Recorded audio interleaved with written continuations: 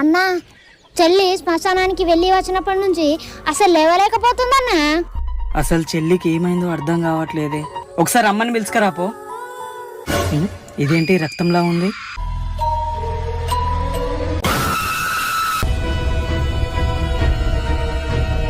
ఏమైంది నానా? అమ్మా, చెల్లి ప్రవర్తన చూస్తుంటే నాకెందుకో తేడాగా అనిపిస్తుంది. ఒకసారి చెల్లిని గుడికి తీసుకెళ్దామమ్మా. వెళ్ళి ఒకసారి తనకి తలస్నానం పోపించు. నేను వెళ్ళి పూజా సామాగ్రి తీసుకొస్తా. సరే నానా.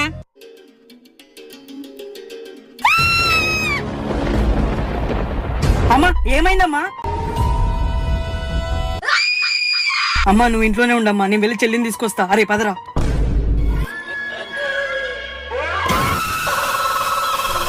నేను గుడికి రాను. చెల్లి గుడికి వద్దులే గాని నువ్వు ఇంటికి రా, ఇంటికి వెళ్దాం.